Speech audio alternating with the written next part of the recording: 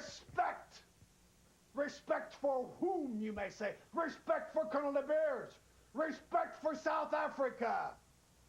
It seems to me that more attention was given to that terrorist, Nelson Mandela, than was ever given F.W. de Klerk. Well, there's a man today that's going to learn about respect. There's a man that today, on the Sports Channel, is going to learn the wrath of the South African.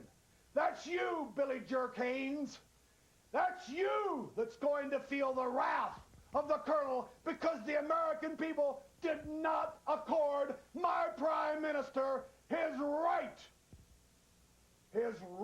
to do what he felt was right for the South African people. Billy Jerk, you may be the commander of the little people, but this is a big man's army. Bruno, those are some sharp remarks coming out of Colonel De Beers, that bigot. Well, nothing shocks me about anything that comes out of De Beers' mouth. But anyway. Coming down the aisle right now, Bruno, is your son, David. Yes, David's looking good. He's a lot leaner than he was. In fact, at 255, as I said last week, I think he was a little too bulky. Now at 220, maybe he could use another 5-7 pounds, but he really feels great at this weight. And so let's see. He's got his opponent over here, not Houdini, who's much taller. Well, much taller, a couple inches taller, but he looks in good shape. Well, Houdini's a newcomer to the wrestling game and doesn't have much experience, but he is a big fella, and I think he'll give David a good test. But again, David, with the experience and with the skills and aggression that he has, I think that it should prove to be an interesting match. Well, we just left to wait and see who takes the initiative here. There's a reversal. Houdini gets behind David, the full Nelson. See what he does with it. Spins him around into a flying man. Yeah, I'm surprised at that. I thought he was going to try to do something else. And I'm surprised that David got caught into it, frankly, because he should have known better.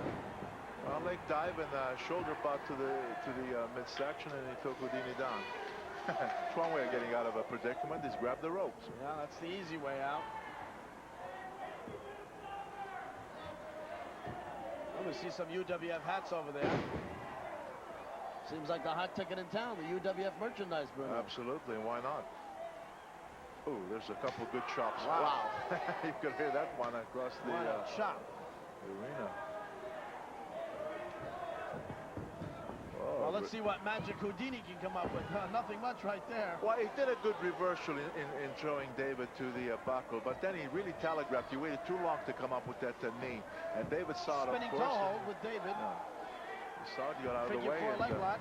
Yeah, that's what this is. Well, I'll tell you what, if David's got applied right, this should bring this match to a conclusion. Yeah, it should. And it did. And it sure did. Yeah, that figure 4 lock is a devastating hold, Bruno. I don't think a lot of people realize the hurt when that hold is applied properly, what it actually does to the muscles in the back of the legs. Ladies and gentlemen, your winner, David Sammartino. Yeah, indeed. Figure 4 leg lock, submission.